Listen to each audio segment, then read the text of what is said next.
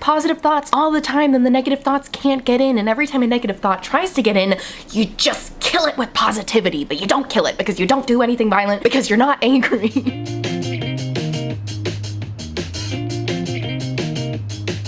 Hello, and welcome back to the Hard Feelings podcast. This is, of course, my mental health podcast where I talk about things like anxiety and depression, aka hard feelings. I'm so excited to have you here this week. If you are watching the visual podcast, then you will see I have a very eccentric makeup look on. So I will definitely link all those products down below. And if you've got FOMO because you're just listening, head on over to YouTube or Instagram so you can see the bold makeup that I'm wearing. Because honestly, it's really good. I feel really powerful today. But anyway, not what this podcast is about. I am sort of adding on to last week's episode this week. I would say it's a sequel, although you really don't need to watch the last episode. Last week, I talked all about extra hard feelings, aka the ones that we like to push down and pretend don't exist. I talked about anger, I talked about rudeness, I talked about being inconsiderate, and how those are all emotions that I repress within myself because I think of them as negative. But because of the book I've been reading lately, which is called Dark Side of the Light Catchers by Debbie Ford, I have been learning that every single emotion that exists within me, because we as humans contain every single emotion, and the more we try to suppress certain emotions that we've deemed as bad, the more control they have over us. So I've been trying to work on embracing all of my emotions and everything, and anger has been the one that's really been sticking with me. I talked about it a little bit in last week's episode, how I don't like to be angry. I, serenity now, my anger. I just say no, be kind, no, be good, and I just push it down and try not to be angry. And you know what? It hasn't done me any favors. I really thought I could kill off the angry feelings with positivity. I think a lot of us are taught that growing up. Like, just be positive. If you just think positive thoughts all the time, then the negative thoughts can't get in. And every time a negative thought tries to get in, you just kill it with positivity. But you don't kill it because you don't do anything violent because you're not angry. Toxic positivity has not done me any favors so far. And I was talking about that in therapy with my therapist this week. How for a long time I've tried to deny that I feel angry. I've admitted that I feel sad. I've admitted that I feel a little frustrated, maybe a little bit irritable, but using the word angry just never felt like something I could claim. But the more I've been paying attention to it lately, the more I realize, wait, I'm actually really angry all the time. And it's little things that make me angry, like people walking too slowly on the street, somebody cutting me off, somebody not stepping out of the way when I'm carrying a bunch of stuff, like silly little things like that make you feel irritable. Men catcalling you on the street, that one makes me really angry. But I can recall only a couple of instances in the last many years of when I've gotten angry and actually expressed my anger. One of them, I was overstimulated. Full disclosure, I yelled at my boyfriend because he was coughing too much. That's a pretty clear cut and dry, I was overstimulated and stressed. That is the thing that set me off. I immediately apologized and was like, this is misplaced anger. I am sorry. And then there was another time back in college where I actually really did yell at someone. That's the only time I can ever remember yelling at someone. Basically, it was a situation where a boy had expressed that he liked me. I rejected him because I did not like him back. Then he implied that I was a snoot. So obviously, I went off on the boy. And I'll tell you, I don't even remember what I said. It was one of those blind rage moments where you're just saying things. But I do remember that he was scared and he never called me that again, so that was all good. But yeah, nowadays I write off my rage as just being a little bit irritable. Maybe I'm just hungry, maybe I'm just overtired. Those are always the ones I go to. I usually try to blame my anger or irritability, as I call it, on being overtired or hungry or overstimulated, when the reality is a lot of times my anger is justified, totally justified. Like I said earlier, when I'm just trying to go for a walk on the street and men catcall me. Like, that is infuriating. It is infuriating to be a woman trying to walk alone and have some peace when these men on the street just cannot let you be. Doesn't matter what you're wearing. This morning it happened to me. I was wearing my baggy sweatshirt, an oversized jacket over that, my freaking Crocs, and a man catcalled me from across the street. But do you want to know what I did today? Okay, no, let me set the scene. This has clearly been weighing on my mind a lot lately, and it feels like the universe is trying to give me tests to deal with my anger. Because yesterday, I'm going for my mental health walk, and some men in a truck slow down next to me and start saying things. I can't even hear what they're saying, but I can tell that they're being inappropriate.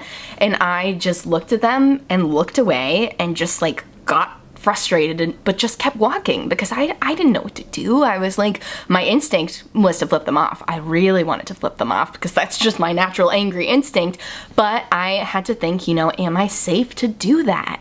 I don't know if that would be safe for me. It was broad daylight. There were other people around, but I just felt so like paralyzed by anger and fear and sadness that this is something I have to go through on a daily basis, or at least a frequent basis.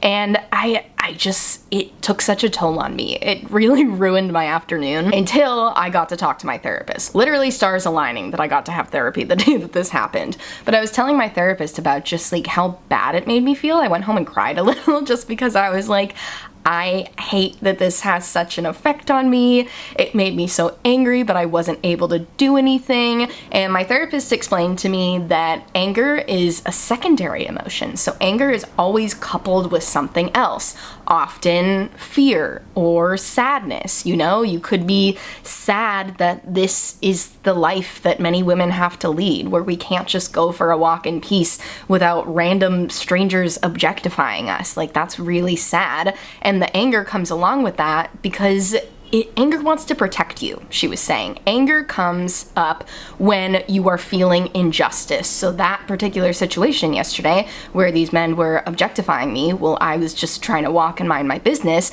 My brain came out and said, hey, that's injustice. We are angry. But I wasn't able to do anything about it because, like I said, I felt scared and I felt like I didn't know if I was safe to flip them off or to shout something back, so I just didn't do anything. So there was nowhere for my anger to go, and it was just festering in me. And once I talked it through with my therapist and talked it out loud, I felt a lot better. And she said to me, like, anger wants to be witnessed. You need to get through the anger in order for the feeling to pass. So when we just keep pushing it down, the anger's not going to go away because it hasn't been witnessed. Anger wants to be witnessed and told, yes, you are justified in feeling this way. It's okay to feel that way. It's okay to express your anger. And I think I told myself for a long time that like the only way to express your anger is to scream and shout and curse and fight, and that's just so not in my nature to do. I'm not a violent person. I really don't like to yell or anything, probably because I suppress my anger constantly, but that just doesn't feel natural to me. But she explained that there's other ways to have your anger be witnessed, and that can be venting to a friend and just letting them know, like, I need to speak about this situation. I need to feel justified in this situation. You know, talk to someone who you really trust, who is going to, you know, give you good feedback back and say, like, yeah, that's awful. You shouldn't have to deal with that. That's so unfair. That's so unjust. And to give that anger the recognition that it deserves. It needs for you or someone else, or you and someone else, to acknowledge that it is justified in feeling this feelings and that the feeling of anger in this situation is valid. But okay, here's where the story gets better. So that happened yesterday, right? Today, I'm going for another mental health walk. I go for one every freaking morning. They're very good for my mental health. And I'm walking, and this guy on a motorcycle is staring at me from across the street. And I kind of look over quickly, and then I look back down, and I can like feel him staring at me. So then I look over, and he makes like a kissy face or something. And I just had this moment where I was like, am I gonna do the same thing that I did yesterday and just sit here and feel terrible all day and let this ruin my entire day? Or am I gonna express my anger a little bit? Don't worry if you're a family member listening to this and you're like, oh my god, what is she gonna do? I didn't do anything rash. I did flip him off though. Did give him a big old bird, and do you know what he said back? He said, I love you, and I just kept kept walking, flipped him off one more time behind me, and I just kept going. And here's the deal. I wouldn't have done that if I didn't know I was in a safe situation. There were a lot of other people around. We were literally in front of, between a church and a school. Like, I evaluated the situation. I knew that that was safe for me, okay? I would not do that if I was in a dark alley with nobody else around. But you know what? I gotta say, I felt a lot better afterwards. I just expressing the anger even a little bit. I didn't say a word to him. I didn't have to verbally express anything. I just gave him the universal symbol for F off, dude. Get the frick out of here. I am not interested. And I felt good. I felt good. I felt like my anger got to be acknowledged. It got to be witnessed. I felt justified in what I did, and it helped. And I'm not saying like every time a man cat calls me, I'm gonna flip him off from now on. I might, you know, develop a bit of a rotation. I was telling my therapist my dream, my absolute dream would be to be able to throw up on command, because I feel like that would help to psychologically rewire men's brains so that every time they catcall someone, they can just think of me vomiting. Wouldn't that be great? Oh, my dream. But I can't vomit on command, so that's probably not ever gonna happen. My therapist suggests I gag. That's a good idea. I'm gonna have to practice my gagging. But you know, just like having a response. And like I said, it's not always safe to do so. I'm not telling you as the listener, if you are a young woman listening to this, I'm not telling you to flip off every man the cat calls you, because it sucks. It's not always safe for us to do that. But if you don't have a situation where you can do that, like I said, venting to a friend, punch in your pillow, put on All American Bitch by Olivia Rodrigo. I listened to that song on repeat like 10 times after this whole interaction happened, because I just needed, like, the energy was there, and I was like, yes, I need to be hearing these lyrics. I am built like a mother and a total machine. I feel for your every little issue. I know just what you mean. Such a good song. That's gonna be the mental health song of the week again, just giving you a heads up, because it really fits the angry vibe. That song fits the angry vibe so well, because she talks about how, like, all the time, I'm grateful all the time, I'm sexy and I'm kind, I'm pretty when I cry. Like, that is what we expect women to be. We expect them to just be grateful and smile all the time. Oh, and she has another lyric where she says, I don't get angry when I'm pissed, I'm an eternal optimist, I scream inside to deal with it. Literally, what could ever be more true of the female experience? I scream inside to deal with it. I never express my anger out loud. And that's why we've all got mental health problems. When we suppress our emotions, they have nowhere to go. They just fester and they build up inside of you. Like I mentioned in last week's episode, Kramer and Frank Costanza both keep saying serenity now when they're frustrated.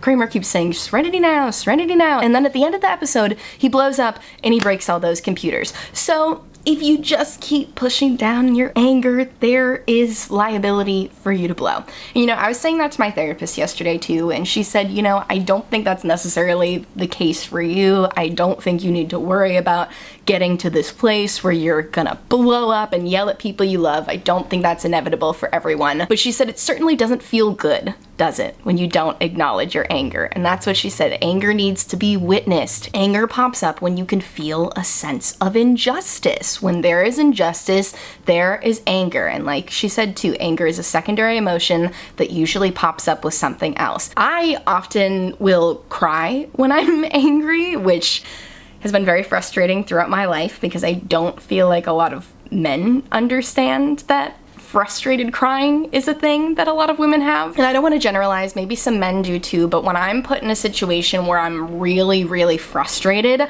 I tend to cry. And my therapist saying that anger is a secondary emotion gave me some closure on that situation. I've really hated that part of myself for a long time. I've hated the part of me that angry cries, but her explaining that anger is a secondary emotion and is often coupled with sadness makes it make a lot of sense. I was laid off from a job a few years ago, and I cried while it was happening because I was so frustrated at the situation. It was a really unjust situation. I was not being let go for justified reasons. It was basically a semantics thing, and so I was really frustrated when they were asking me for my thoughts on the whole thing. And I had to say during the meeting, I need you to understand that I'm crying because I'm frustrated, not because I am sad that you are letting me go right now. These are frustrated tears. And I could just see their faces glaze over in the room. There was 2 men in the room, and I was like, they don't understand this, and they just think I am this weak woman, and maybe I'm projecting that on them. Maybe they didn't see me as weak or whatnot, but I have held that judgment towards my angry tears for a long time, saying like, ugh, I'm weak if I could just hold them in. And I feel a lot of freedom now knowing that anger is a secondary emotion and is often coupled with sadness. And it all comes from the injustice of the situation.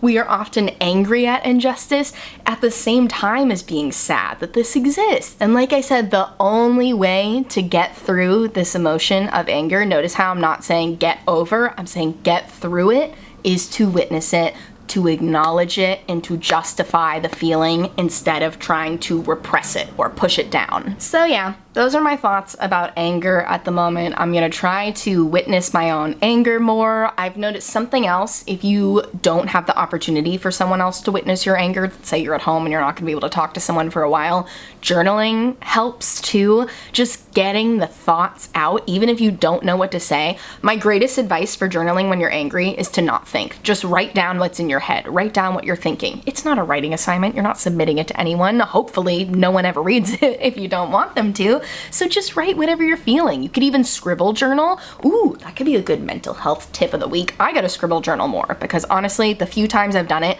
it's been wonderful. So basically what you do is you just get a pen. Yes, that's how you journal. Everybody take notes. This is how we journal. Step 1, get a pen. And you literally just scribble. You sit here and you write like this and you think in your head what you're thinking. You just allow the thoughts to come through and you write down as you're going. And I gotta tell you, it's a relief. It's gonna feel silly when you first start doing it, but it really does feel good. And sometimes it can get you to the place where you then do have the words to write down. Sometimes you just feel so angry and so frustrated and it's such an injustice that you're like shaking. You can't even get the words down. I've been there before where like the hand is shaking too much to even write the words down. So scribble journaling is a great option for those instances, or really any instance. If you're someone who is not really into journaling and you're not used to, you don't know how to put the words down. First of all, there's no wrong way to journal. Like I said, just write down whatever's in your head. It doesn't need to make a lick of sense, that's fine, but scribble journaling is a great option for you as well.